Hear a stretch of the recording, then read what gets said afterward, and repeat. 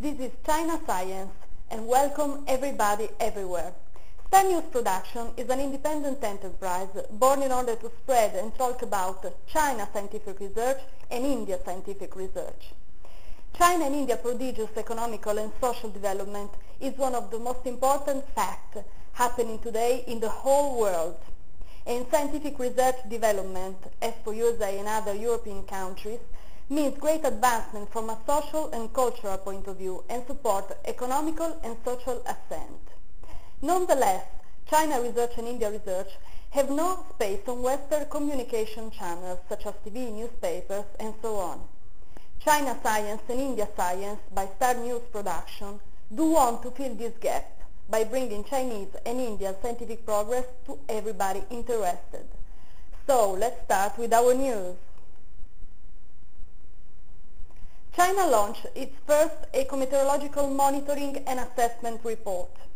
The terrestrial ecological quality in China declined sharply in 2006 due to climate warming and natural disasters, according to the first ecometeorological monitoring and assessment report released by China Meteorological Administration, or CMA, on 1st March 2007, and also reported by China Ecosystem Research Network, CERN.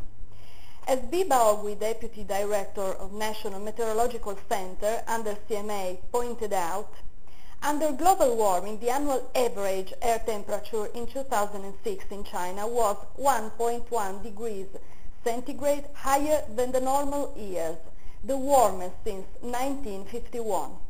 Compared with normal years, the annual average rainfall was lower and natural disasters occurred more frequently in 2006. In particular, there was a significant expansion of drought-affected areas with an increased intensity in some local areas. This has resulted in the overall degradation of terrestrial ecosystems in China, particularly in Sichuan and Chongqing, which were most severely affected by drought and high temperatures.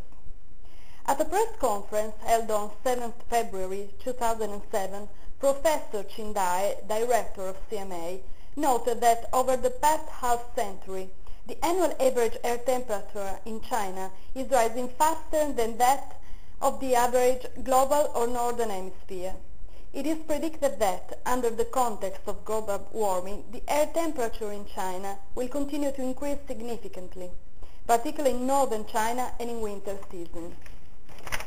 Therefore, great efforts need to be made to address the negative impact of climate warming and the Chinese ecosystems, and to promote the application of predictive and regulatory monitoring technologies on extreme weather in order to mitigate damage to ecosystems, said B. Baogui.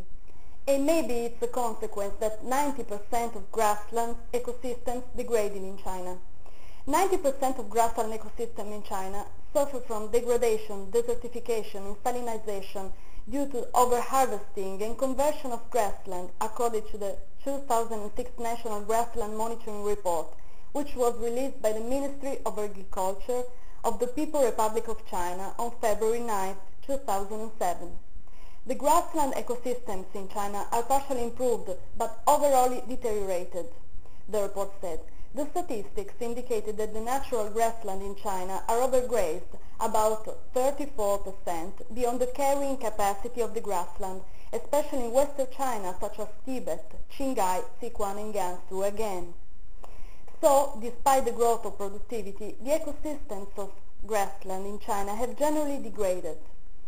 Therefore, greater efforts are needed to protect the grassland by strengthening infrastructure and monitoring, and by establishing eco-compensation mechanisms for the sustainable development of grassland.